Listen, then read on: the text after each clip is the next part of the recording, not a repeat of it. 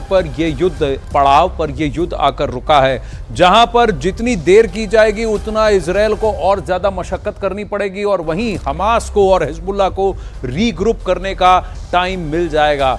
Israel के पास ऐसे हथियार हैं कि वो गाजा में महाविनाश ला सकता है और फिलहाल वो किन हथियारों का, किस तरह से बमों का इस्तेमाल गाजा में कर रहा है, ये अब सामने धीरे धीरे आने लगा है। और इजरायल की सेना ने ऐलान किया है कि उन्होंने स्टील स्टिंग मोटार बम से गाजा में आतंकी ठिकानों को तबाह भी कर दिया है। कहीं ना कहीं इजरायल अब मोर्चा संभाले है कि वो ग्राउंड पेनिट्रेशन गाजा में करना चाहता है, लेकिन वहीं यूएस कहता है जरा रुक जाओ। क्यों कह रहा है ये भी बताएंगे, पर पहले इजरायल की तैयारी कैसी है आइए नजर डालते हैं।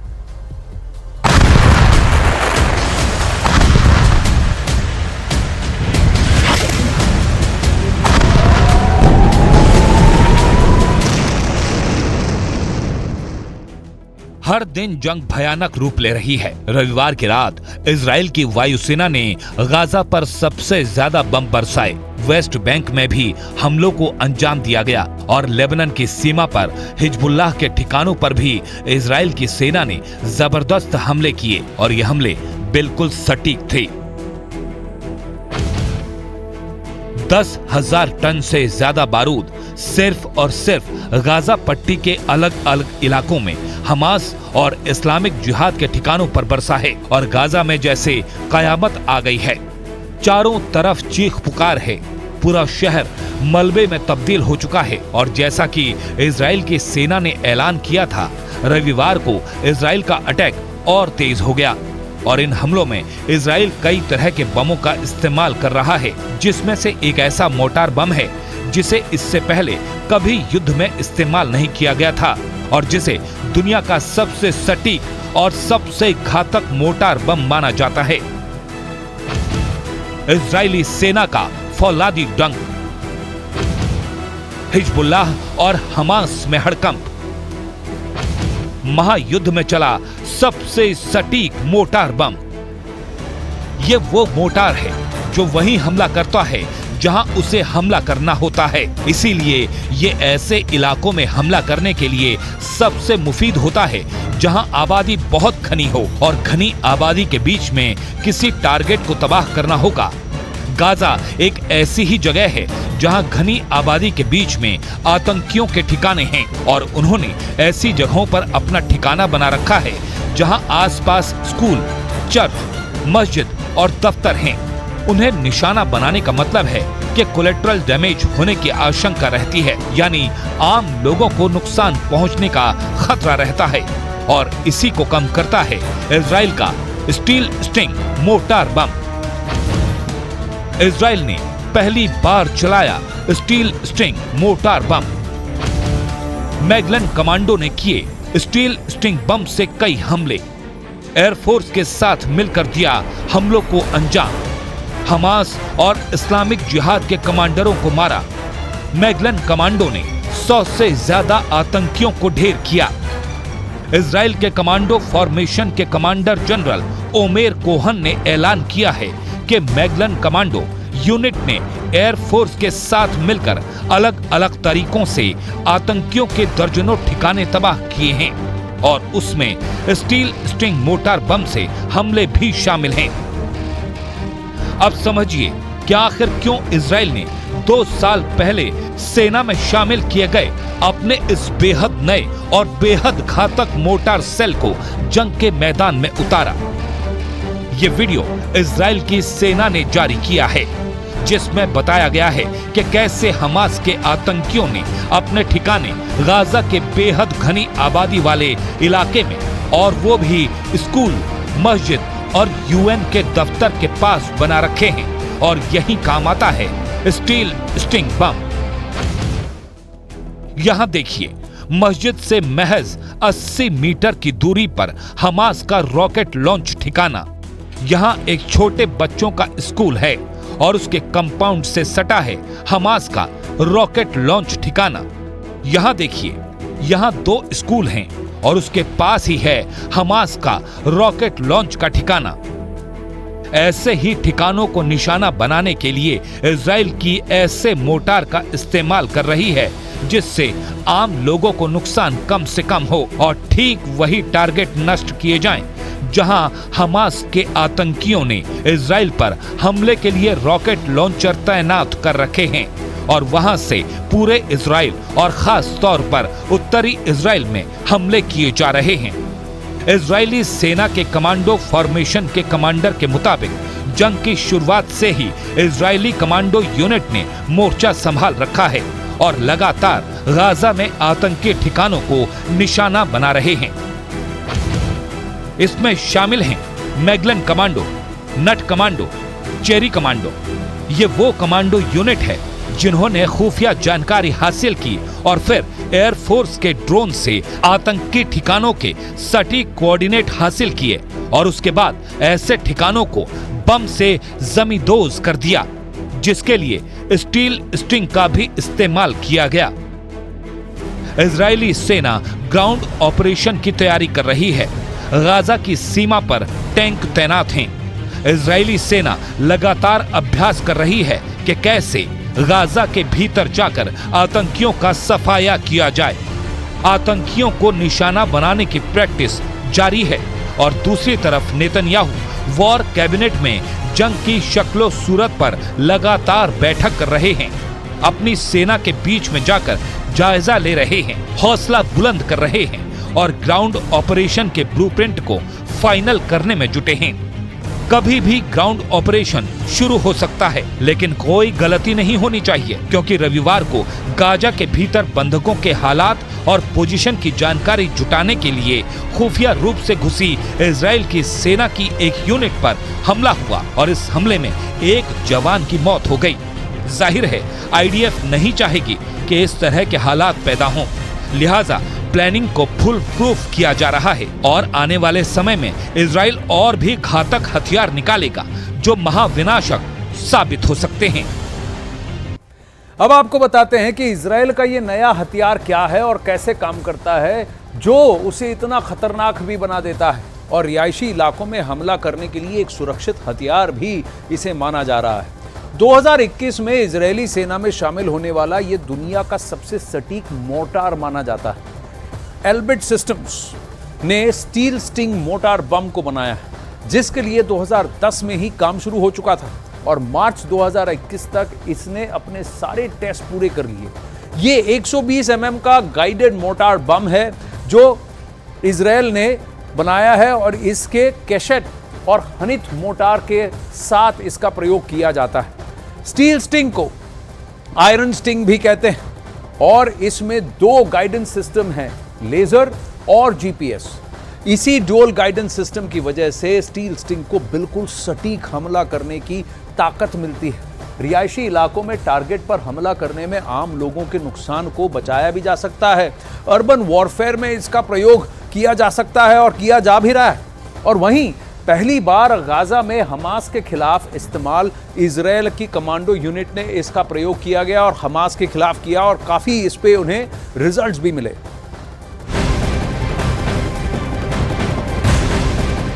अब वहीं इजराइल और हमास युद्ध से जुड़ी इस वक्त एक बहुत बड़ी खबर आ रही है। फिलिस्तीन के प्रधानमंत्री ने एक बहुत बड़ा दावा किया है। इजराइल के हमले में 1800 बच्चों की मौत का उन्होंने दावा किया है।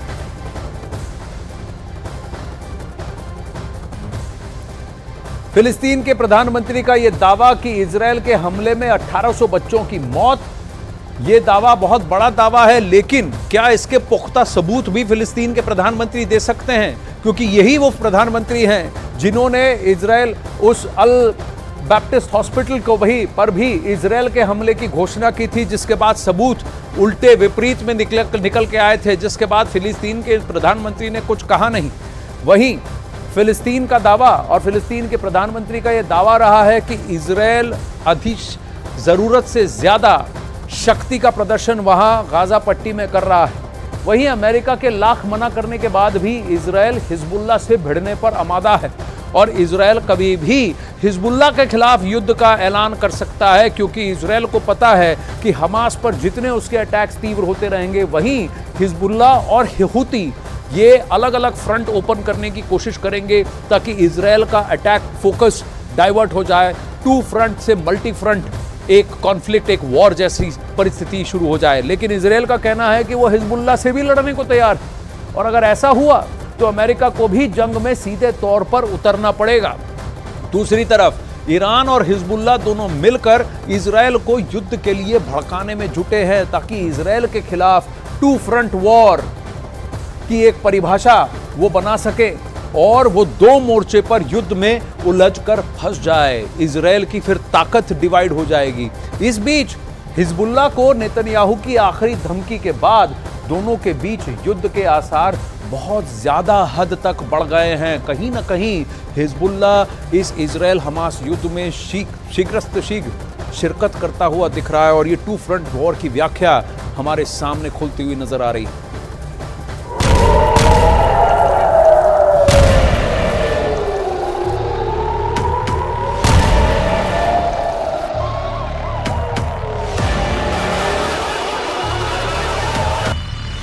हिजबुल्लाह चाहता है कि इजराइल उसके साथ दो दो हाथ करे।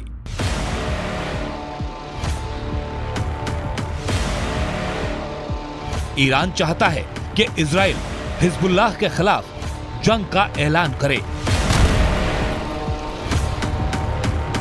लेकिन अमेरिका चाहता है कि इजराइल हिजबुल्लाह के परछाई से भी दूर रहे।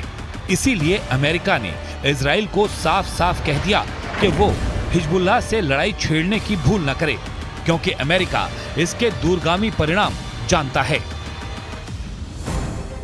अमेरिका ईरान की साजिश से भी वाकिफ है, लेकिन इजराइल तो ठहरा इजराइल, कुर्बानियों के बूते दुनिया के नक्शे पर अपनी छाप छोड़ने वाला यहूदियों का ये मुल्क दुश्मनों के वार पर चुप बैठने वाला नहीं। चाहे सामने हमास हो, हिजबुल्लाह हो, ईरान हो, इराक हो, सीरिया हो, मिस्र हो या जॉर्डन हो, या फिर इजराइल के खिलाफ उसके ये सभी दुश्मन मिलकर एक हो जाएं। इजराइल फिर भी अडिग था, है और रहेगा। इजराइल अडिग रहेगा अपनी सोच पर, अपनी युद्ध नीति पर, अपनी सुरक्षा नीति पर, अपनी फितरत पर और युद्ध के अपने गौरवान्वित इतिहास पर।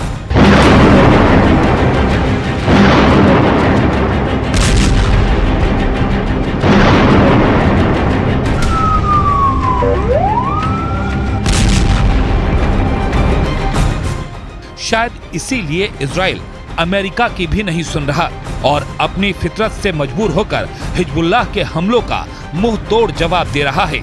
अभी एक दिन पहले ही इजराइल ने लेबनान में हिजबुल्लाह के ठिकानों पर बमबारी कर उसके 8 लड़ाकों को मिट्टी में मिला देने का दावा किया। दुनिया जानती है कि इजराइल वो मुल्क है जो ईंट का जवाब पत्थर से देता है।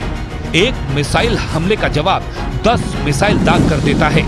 इजराइल की यही फितरत दुश्मनों में उसके खौफ का सबसे बड़ा सबब है और दूसरी तरफ इजराइल की सबसे बड़ी कमजोरी भी। बेहद आक्रामक तेवर वाले दुश्मन को भड़काना बहुत आसान होता है और ये बात ईरान और हिजबुल्लाह अच्छी तरह जानते हैं। इसीलिए दोनों इजराइल को भड़काने में जुटे हैं।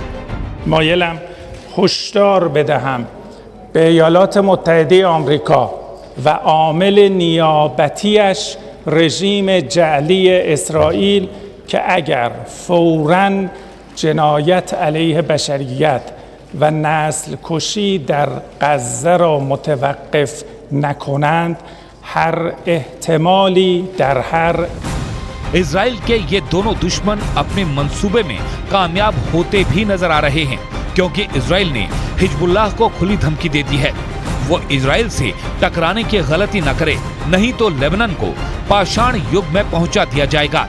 रविवार को प्रधानमंत्री नेतन्याहू लेबनान से लगी देश की उत्तरी सीमा पर पहुंचे और सैनिकों से मुलाकात की। इस दौरान उन्होंने हिजबुल्लाह को अंतिम चेतावनी दे डाली। אני לא יודע עכשיו, כשאני נמצא איתכם, אני לא יכול להגיד לכם כרגע אם חיזבאללה יחליט להיכנס בצורה מלאה למלחמה. אם חיזבאללה יחליט להיכנס למלחמה, הוא יתגעגע למלחמת לבנון השנייה. यानी इजराइल उसी रास्ते पर आगे बढ़ रहा है जिस पर जाने से अमेरिका उसे रोक रहा है। इधर इजराइल की धमकी पर हिजबुल्लाह ने भी करारा जवाब दिया और इजराइल को चेतावनी दे दी कि अगर उसने गाजा में अपने सैनिकों को भेजने की गलती की तो उसे इसकी भारी कीमत चुकानी पड़ेगी, क्योंकि हिजबुल्लाह ने खुद को भी इसी लड़ाई का हिस्सा बताया है।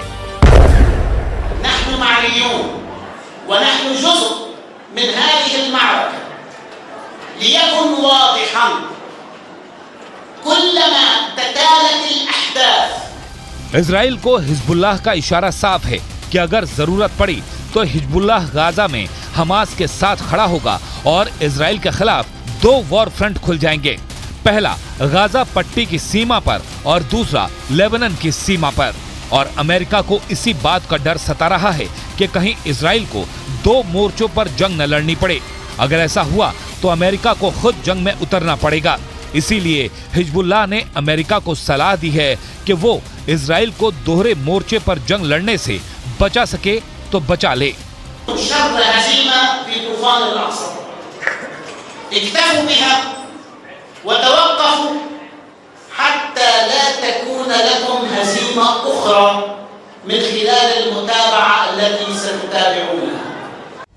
हिजबुल्लाह की इस धमकी पर भी इजराइल को अमेरिका की बात समझ में नहीं आ रही।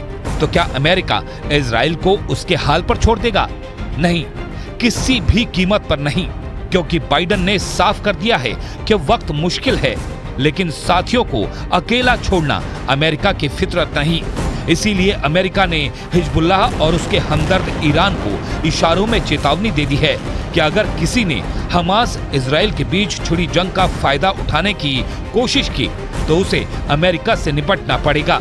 ईरान और हिजबुल्लाह को यह धमकी पेंटागन प्रमुख ऑस्टिन ने एक इंटरव्यू में दी।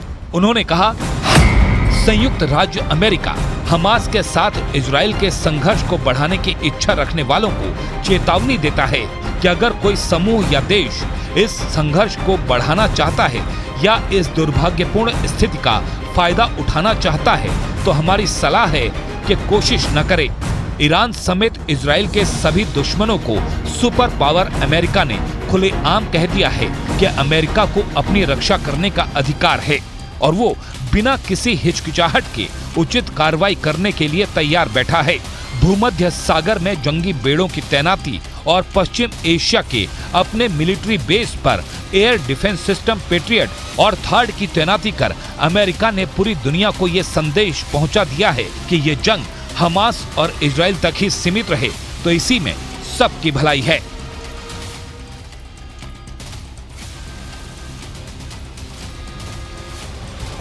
अब वहीं नेटो को लगता है कि यह युद्ध आगे बढ़ सकता है, खतरा बड़ा है और इसके लिए तैयारियां भी की जा रही हैं। अगर अमेरिका ने अपने सैनिकों की तैनाती पश्चिम एशिया में बढ़ा दी है तो वहीं पश्चिम एशिया में ही इजराइल के पास साइप्रस द्वीप पर भी नेटो फोर्सेस की तैनाती कर दी गई है। ये देखिए, ये साइप्रस और यहां पर जर्मनी की स्पेशल फोर्स GSG 9 के सैनिक पहुंच चुके हैं। जरा ध्यान से देखते हैं, ये साइप्रस कहां पर है। Cyprus within firing distance है लेबनान, गाजा पट्टी, इजराइल के, यहीं पर पूरा एक्शन चल रहा है और यहां से नेटो की फोर्सेस, नेटो की तैनाती लेबनान को कवर दे सकती हैं। अगर यहां पर हिजबुल्लाह सक्रिय होता है तो यहां पर एक्शन हो सकता है और यहां पर वेस्ट बैंक, दक्षिण इजराइल, गाजा पट्टी, यहां पर भी नेटो की फोर्सेस आ सकती हैं। तो जर्मनी से GSG 9 के सैनिक पहुंच चुके हैं। इनके साथ अमेरिका, इटली और द नेदरलैंड्स और ब्रिटेन की स्पेशल फोर्सेस भी वहां तैनात हो रही हैं, जो यहां से ज़रूरत पड़ने पर गाजा पट्टी या इजराइल या फिर लेबनान, इन तीनों जगह कहीं पर भी दाखिल होकर ऑपरेशन को अंजाम दे सकती हैं। साथ ही यहाँ पर भी पेट्रोलिंग बढ़ गई है। अगर सरफेस टू एयर मिसाइल्स दागी जाती हैं या सरफेस टू सरफेस मिसाइल्स इन आसपास के राज्यों में से, मान लीजिए यमन से दागी गई थी उस वक्त जब यहाँ से इंटरसेप्ट कर दिया गया था रेड सी से, तो यहाँ पर भी समुंदर में भी नेटो की फोर्सेस यहाँ तैनात होंगी। साइप्रस को नेटो की मिलिट्री ने जंप ऑफ पॉइंट बनाया है और जो भी स्पेशल फोर्सेस यहाँ तैनात हो रही हैं वो ख़ास तौर पर बंधकों को रिहा करने में माहिर हैं। तो यहाँ जो हॉस्टेज सिचुएशन यहाँ क्रिएट हुआ है, 200 से ज़्यादा हॉस्टेजेस हैं, उनको छुड़ाने में शायद इन फोर्सेस की मदद ली जाए, ये सक्रिय हों।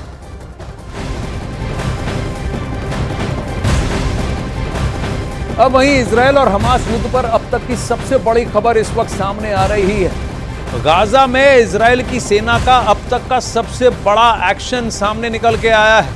हमास के 320 आतंकी ठिकानों पर ताबड़तोड़ हमले किए जा रहे हैं। इजराइल के हमले में कई आतंकियों के मारे जाने की भी खबर सामने आ रही है।